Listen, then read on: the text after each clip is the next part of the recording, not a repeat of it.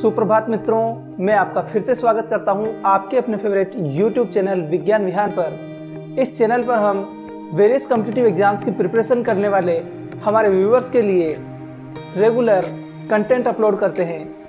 आज के इस वीडियो में हम फिर से राजस्थान लैब असिस्टेंट की प्रिपरेशन करने वाले व्यूअर्स के लिए थर्मोडायनेमिक्स से संबंधित कुछ की पॉइंट्स और थर्मोडायनेमिक्स, रे ऑप्टिक्स और करंट इलेक्ट्रिसिटी पर प्रैक्टिस सेट लेकर आए हैं। इस चैनल की टीम की तरफ से मैं आपको धन्यवाद देना चाहता हूं। आप लोगों ने जो इस चैनल के प्रति अपना विश्वास दिखाकर इस चैनल का सब्सक्रिप्शन 1000 सब्सक्राइबर पर लेकर आए, उसके लिए बहुत बहुत धन्यवाद। आप इसी तरह इस चैनल से जुड़े रहिए।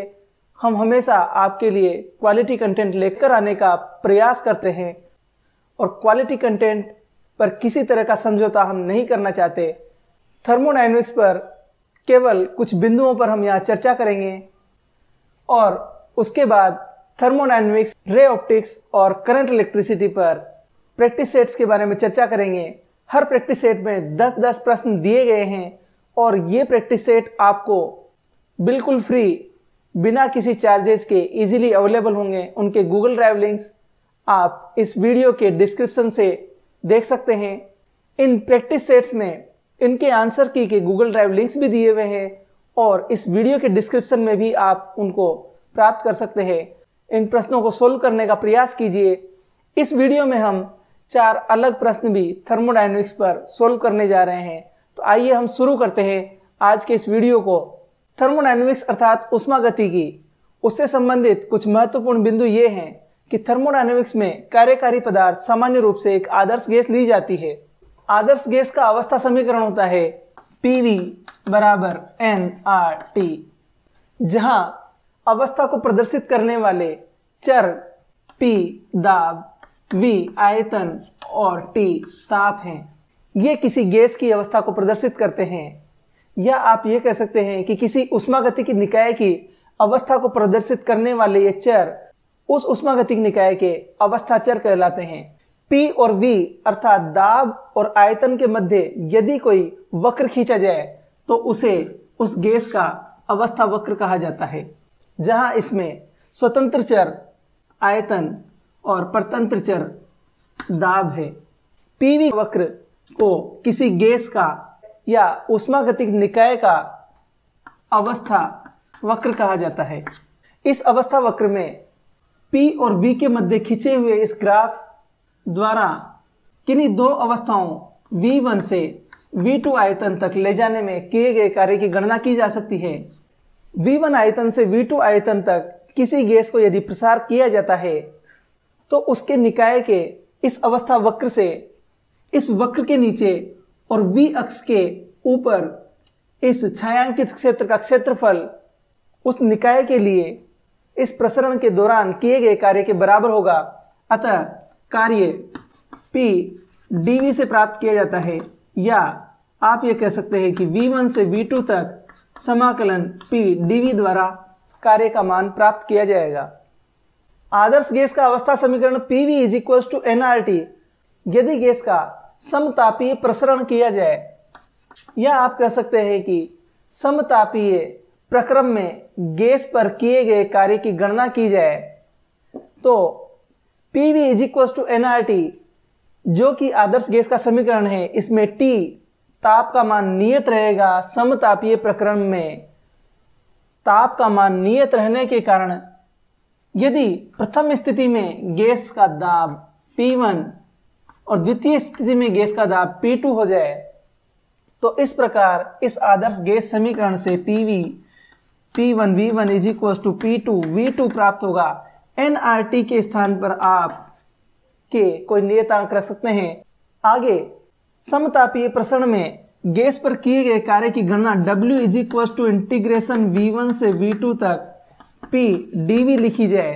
समतापीय प्रक्रम में P दाब का मान K/V से ज्ञात किया जाएगा। K/V मान यहाँ प्रतिस्थापित किया जाए और उसका समाकलन किया जाए dV के सापेक्ष V1 से V2 समाकलन की सीमाएं यदि प्रतिस्थापित की जाए तो K natural log of V2/V1 ये समीकरण प्राप्त होती है। इसे यदि सामान्य लघुगणक रूप में परिवर्तित किया जाए तो मान हो जाएगा 2.303 के नेचुरल लॉग के स्थान पर लॉगरिथम v2 अपॉन v1। ये सूत्र हो गया। चूंकि गैस का प्रसरण हुआ है तो यदि गैस को बाहर से ऊष्मा दी गई है, इस प्रसरण के दौरान गैस ने स्वयं धनात्मक कार्य किया है। इसके विपरीत यदि गैस का संपीड़न किया जाए तो गैस पर बाह्य बल द्वारा कार्य किया जाएगा। इसलिए आप ये ध्यान रखें, प्रसरण के दौरान कार्य का मान W धनात्मक लिया जाएगा। इसके विपरीत गैस के संपीड़न के दौरान कार्य का मान ऋणात्मक लिया जाएगा। इस सूत्र को आप आसानी से याद रख सकते हैं। दाब के रूप में भी इसे परिवर्तित किया जा सकता है, क्योंकि यहाँ P1V1 = P2V2 से आप लिख सकते हैं V2 upon V1 = P1 upon P2। ये मान प्रतिस्थापित किए जाए तो यहाँ मान हो जाएगा 2.303 के log of P1 upon P2। एक चीज और ध्यान रखने की है, वो ये कि ये के मान nRT के रूप में भी लिखा जा सकता है।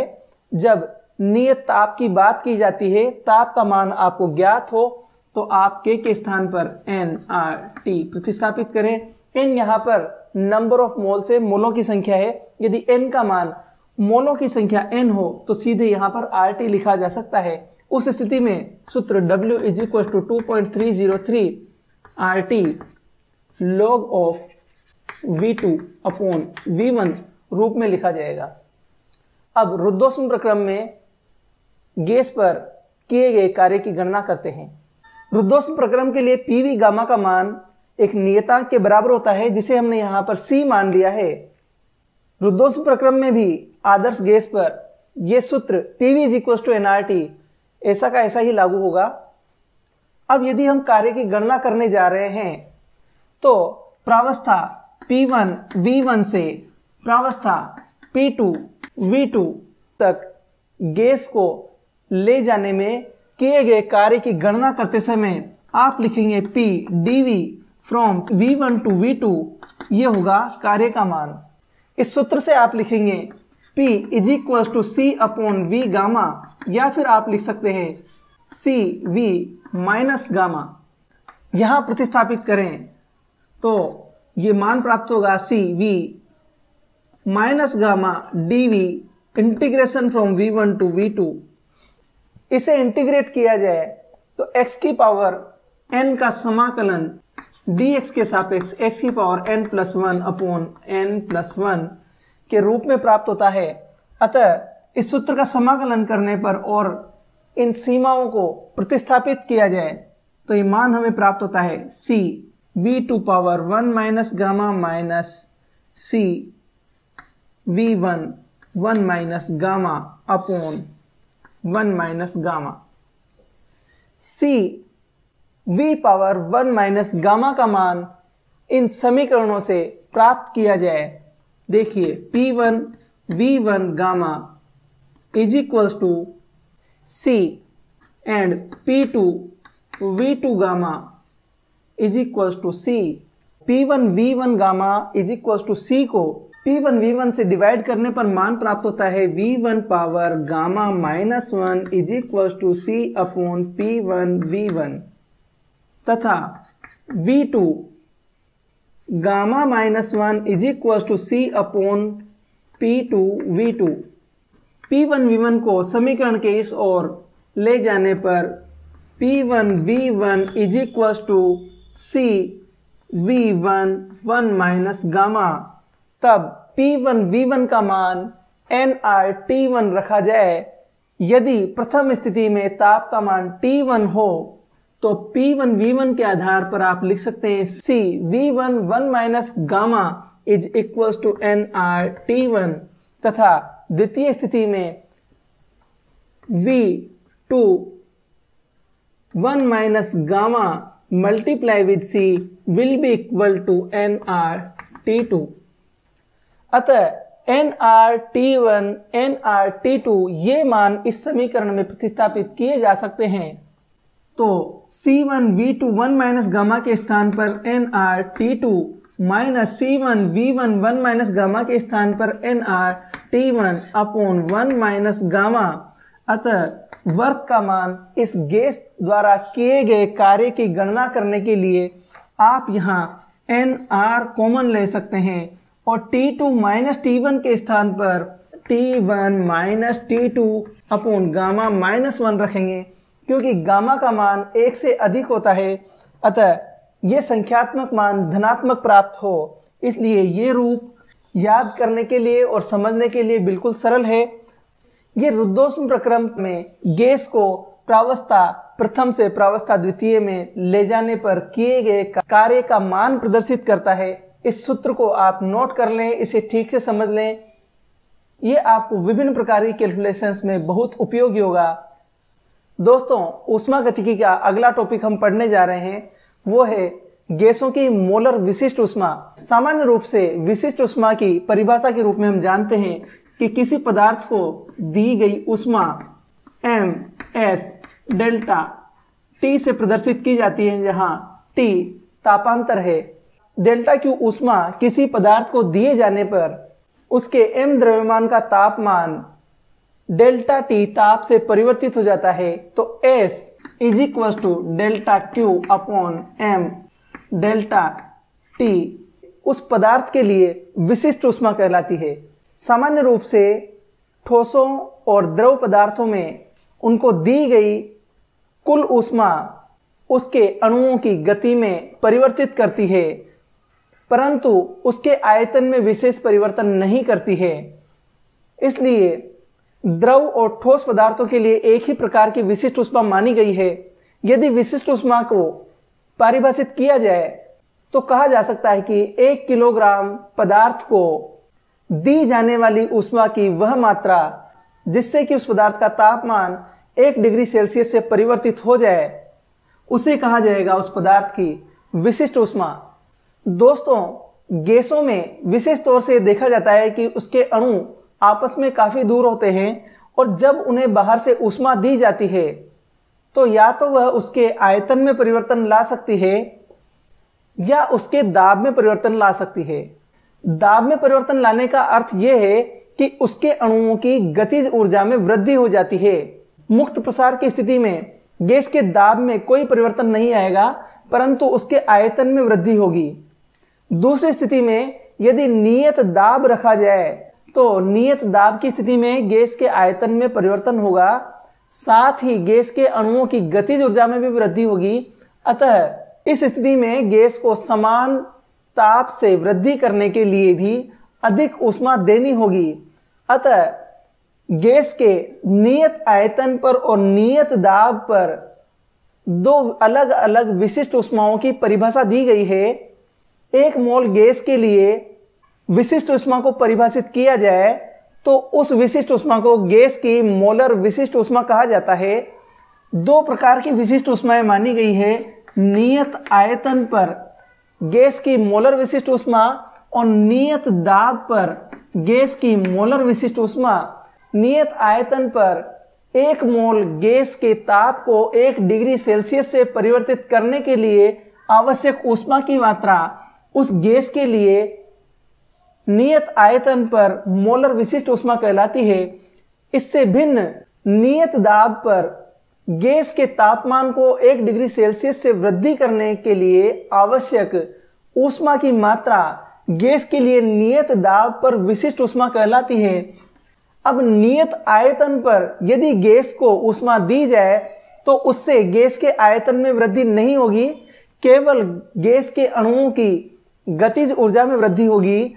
इसके विपरीत नियत दाब की स्थिति में गैस के आयतन में और गैस के अणुओं के गतिज ऊर्जा में साथ साथ वृद्धि होगी। अतः यह कहा जा सकता है कि नियत आयतन पर विशिष्ट ऊष्मा Cv का मान नियत दाब पर विशिष्ट ऊष्मा Cp के मान की तुलना में, और मेयर का संबंध यह प्रदर्शित करता है कि Cv और Cp के मध्य संबंध Cv plus R is equal to Cp प्राप्त होता है। Cp और Cv इन दोनों विशिष्ट ऊष्माओं के मध्य एक संबंध गैस नियतांक द्वारा दिया जाता है।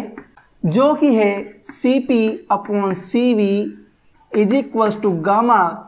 और इस संबंध से यह देखा जा सकता है कि सदैव गामा का मान 1 से अधिक होगा। अब हम एक परमाणु, द्विपरमाणुक, त्रिपरमाणुक गैसों के लिए ऊर्जा के समविभाजन नियम का अध्ययन करते हुए उनके लिए गैस नियतांक की गणना करेंगे। ऊर्जा समविभाजन का नियम और साथ में स्वतंत्रता की कोटियां। स्वतंत्रता की कोटियों का अर्थ यह है गैस के अणु की स्थिति को प्रदर्शित करने के लिए आवश्यक न्यूनतम चरों की संख्या उस गैस के लिए स्वतंत्रता की कोटियां कहलाती है। एक परमाणु गैस के लिए उसकी रैखिक गति के कारण 3 अक्ष x, y और z में रैखिक गति हो सकती है। अतः ऊर्जा की स्वतंत्रता की कोटियां यहां पर होगी 3। द्विपरमाणु अणु के बारे में बात की जाए तो 3 यहां पर उसकी गतिक स्वतंत्रता की कोटियां होगी, साथ में उसके घूर्णन के कारण भी 2 अलग स्वतंत्रता की कोटियां होगी। अतः द्विपरमाणु अणु के लिए स्वतंत्रता की कोटियां 3 + 2 अर्थात 5 होगी। स्वतंत्रता की कोटियों को F संकेत द्वारा प्रदर्शित किया जाता है। इंग्लिश में इसे डिग्रीज ऑफ फ्रीडम भी कहा जाता है। त्रिपरमाणु अणु के लिए 2 स्थितियां हो सकती है, या तो वह त्रिभुजाकार अणु हो सकता है या फिर वह रैखिक अणु भी हो सकता है। यदि त्रिभुजाकार अणु है तो त्रिपरमाणु अणु के लिए ऊर्जा की स्वतंत्रता की कोटियां 3 तो उसकी रैखिक गति के कारण और 3 उसकी घूर्णन गति के कारण होगी। अतः कुल 6 स्वतंत्रता की कोटियां होगी। रैखिक अणु के लिए स्वतंत्रता की कोटियों की संख्या यहां पर 7 होगी। इन मानों का उपयोग करके हम आगे गैसों के लिए स्वतंत्रता की कोटियों के आधार पर गैस नियतांक की गणना करेंगे। किसे कहते हैं ऊर्जा समविभाजन का नियम। ऊर्जा समविभाजन नियम के अनुसार किसी गैस अणु के लिए उसकी प्रत्येक स्वतंत्रता की कोटि से संबंधित ऊर्जा का मान सदैव ½ kT होता है, जहां T उस गैस का परम ताप है और K बोल्ट्जमान नियतांक है। अतः यदि प्रति अणु एक परमाणु गैस के लिए उसकी गतिज ऊर्जा की गणना की जाए तो वह मान हो जाएगा 3 × ½ kT, या आप लिख सकते हैं 3/2 kT। यदि एक परमाणु गैस का 1 मोल लिया जाए तो 1 मोल में नंबर ऑफ मॉलिक्यूल्स होंगे n, जो कि अवोगाद्रो संख्या है। यदि अवोगाद्रो संख्या से इस ऊर्जा को मल्टीप्लाई किया जाए तो मान प्राप्त होगा यहां पर कुल ऊर्जा E का मान 3/2 RT। नियत आयतन पर एकल परमाणु गैस के लिए मोलर विशिष्ट ऊष्मा की गणना करने के लिए dE/dt का मान ज्ञात किया जाए तो यह मान प्राप्त होगा 3/2 R। मेयर के संबंध से Cv + R = Cp, यह मान यहां पर हमें Cv प्राप्त हुआ है, जो कि नियत आयतन पर इस गैस के लिए मोलर विशिष्ट ऊष्मा है 3/2 R। अतः Cp का मान ज्ञात करने के लिए प्लस R किया जाएगा तो 3/2 R + R, अतः 5/2 R प्राप्त होगा। इन दोनों को आपस में अनुपात किया जाए तो Cp/Cv का मान 5R/2/3R/2 अर्थात 5/3 प्राप्त होगा। यह मान आप 1.66 के रूप में प्राप्त करेंगे। आप देख सकते हैं कि यहाँ पर गैस नियतांक गामा का मान 1 से अधिक प्राप्त हुआ है। इसी प्रकार द्विपरमाणु गैस के लिए यदि द्विपरमाणु गैस के लिए नियत आयतन पर मोलर विशिष्ट ऊष्मा के मान की गणना की जाए तो Cv = 5/2 R प्राप्त होगा। इस प्रकार Cp = मेयर के सूत्र से 7/2 R प्राप्त होगा। अतः गैस नियतांक गामा का मान 7/5 प्राप्त होगा, जिसका मान होगा 1.4। इस प्रकार त्रिपरमाणु गैस के लिए F इज इक्वल टू 6 प्रतिस्थापित किया जाए तो CV is equal to 6/2R, या आप लिख सकते हैं 3R, और CP का मान इस प्रकार मेयर सूत्र का उपयोग करके 4R मान प्राप्त होगा। अतः गैस नियतांक गामा का मान 4R/3R इज इक्वल टू 4/3, अतः 1.33 ये मान प्राप्त होगा। तो अब आप समझ सकते हैं कि किस प्रकार से गैसों की मोलर विशिष्ट ऊष्माएं आपस में एक दूसरे से संबंधित होती हैं, और यदि आपको कहीं गैस नियतांक के मान की गणना करने पर ये मान प्राप्त हो जाते हैं तो आप आसानी से कह सकते हैं कि वह एक परमाणु, द्विपरमाणु की या त्रिपरमाणु गैस है। इस प्रकार आप उस गैस की पहचान करके अपने सही उत्तर तक पहुंच सकते हैं। तो दोस्तों, आज के इस वीडियो में हमने ऊष्मागति पर काफी डिस्कशन किया है। ऊष्मागतिकी से रिलेटेड 10 इंपॉर्टेंट प्रॉब्लम्स, उनका प्रैक्टिस सेट आपको नीचे डिस्क्रिप्शन में गूगल ड्राइव लिंक दिया हुआ है, वहां से आप डाउनलोड करें। रे ऑप्टिक्स अर्थात किरण प्रकाशिकी और करंट इलेक्ट्रिसिटी अर्थात धारा विद्युतिकी, इन टॉपिक से रिलेटेड भी आप गूगल ड्राइव लिंक से पेपर्स डाउनलोड करें, उनको सोल्व कीजिए। इन सभी के लिंक्स आपको नीचे डिस्क्रिप्शन में मिल जाएंगे, और इनके आंसर कीज के लिंक्स भी डिस्क्रिप्शन में दिए हुए हैं, और साथ ही इन पेपर्स के नीचे भी फुटर में आपको इनके आंसर की के लिंक्स मिल जाएंगे। आप वहां से डाउनलोड करके अपने सॉल्यूशंस को चेक कर सकते हैं। तो प्रयास कीजिए, और यदि उनके सॉल्यूशन से रिलेटेड किसी भी तरह की प्रॉब्लम्स आप फेस करते हैं तो प्लीज कमेंट कीजिए। So all the best, thanks for watching this video. If you like this video, please share it with your friends. Please subscribe this channel for latest updates, and don't forget to tap on the bell icon so that you can get notifications. Thank you.